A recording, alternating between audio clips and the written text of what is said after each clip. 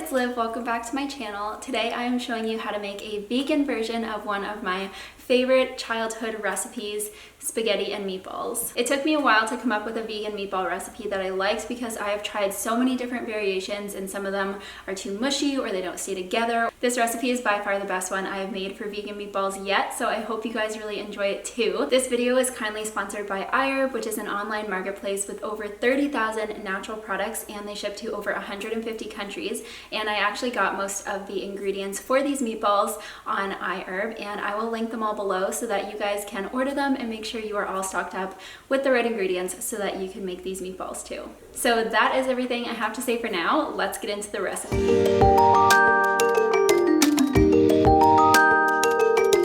Okay, so the first thing you want to do is cook your lentils, and I actually just like to cook them as if it was pasta, so I like to boil them until they are cooked, and then I just drain them and then just set them aside.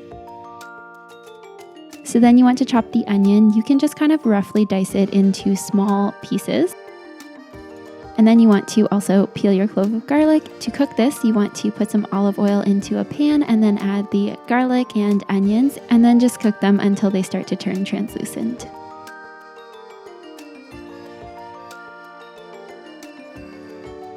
Next, we want to make our vegan beef broth. So I'm using these not beef cubes from iHerb, and these are actually really cool. They're kind of like a soft cube, and then you break them up and add them to hot water and it makes a broth. And I actually feel really good about getting these from iHerb, even though they're kind of like soft and pasty, because all the iHerb orders are shipped from climate controlled distribution centers to ensure the quality of their products. So I'm never worried about the freshness or the quality of things like this.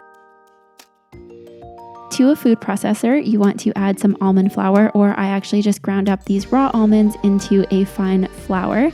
And then you can add in your lentils, onions, and garlic and puree that. It doesn't have to be totally smooth, but you want it to be kind of like a smoother paste consistency. And if you need to add a tablespoon or two of broth to get it to go, then that's totally fine.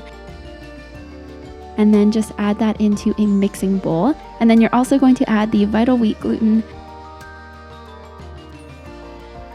nutritional yeast, and Italian herbs.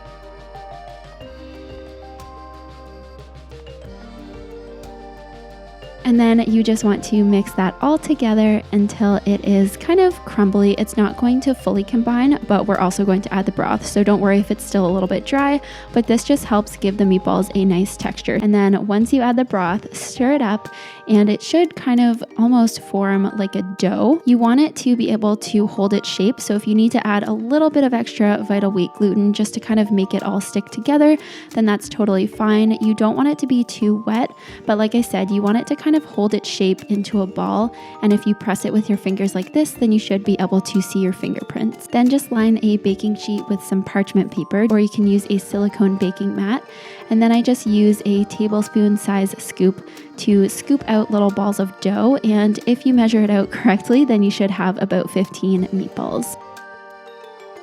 Bake those in the oven for 20 minutes, then take them out, flip them, and bake them for another 15 minutes. So once you take them out, they're going to be nice and kind of puffed up like this. They will have a little bit of a flat bottom, but they still taste amazing. I am pairing it with this organic spaghetti from iHerb, and I honestly just love ordering from iHerb. They carry so many different brands that I can't get in stores here. So then you want to add some marinara sauce into a frying pan, and once the meatballs are done, put them into the pan and let them kind of simmer and cook in the sauce, because this will soften up the outside. Stir it all around and cook it for about 5 to 10 minutes. And then you can drain your pasta and serve it all up into your bowls. And I promise you guys are going to love this. It is so delicious. I like to top mine with a little bit of vegan Parmesan and some parsley flakes just to get it all, you know, Olive Garden aesthetic up in here. I just want to show you guys the texture of these. See if I can get a piece. There we go. They are honestly so good, and they kind of flatten out a little bit because they're not, you know, actual meat. They don't really hold their shape as well as real meat probably does. And that's something that I've struggled with when trying to make vegan meatballs before. Like, I have made so many types of vegan meatballs, and a lot of them have been really disappointing. Also, I have mentioned vegan beef broth and vegan chicken broth in videos before, and some people asked like where to get that, but you guys saw the one that I got from iHerb. I will link it below, of course, but you saw that the one I got, it literally says like no beef broth or something, and it just has a similar flavor to beef broth, but there isn't actually any meat in it. The texture of these is so on point, but the ingredients themselves, like the lentils and the vital wheat gluten, obviously don't taste like meat, so that's where the beef broth comes in. This might be one of my favorite videos I've ever made because I just love spaghetti and meatballs so much.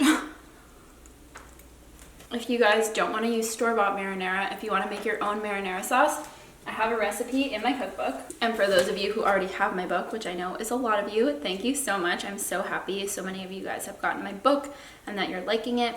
But I will show you, I'll just tell you what page it's on because it doesn't have a photo with it, so I feel like it might be a little bit easy to miss. But page 12. This is kind of like my go-to marinara sauce, but since I handmade the meatballs and that is kind of time consuming, I just used a store-bought sauce. I like to strike up a balance, but if you guys are interested in checking out my cookbook and you haven't seen it already, I'll put the link for that below. Meatballs on point, honestly. I really hope you guys enjoy this video, and if you want to make this recipe, make sure to check out the links to iHerb below. I absolutely love ordering groceries online because they literally just get shipped right to you. You don't have to go to a bunch of different stores and try and find them. And I know sometimes you guys have a hard time finding certain ingredients like vital wheat gluten, brown lentils, and nutritional yeast. Those are kind of three that I get questions about a lot. So you can get all of those on iHerb, and like I mentioned at the beginning, they ship to over 150 countries. So you guys should be able to get them, fingers crossed. I really hope you can try out this recipe, and I hope you love it.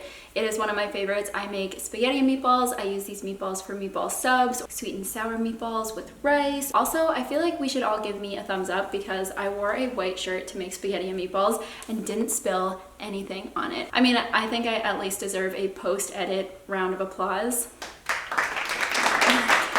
Thank you guys so much for watching. I really hope you enjoyed this video. As always, if you have any questions or comments, leave them below. I love and appreciate you guys so much, and I will see you all next week. Bye.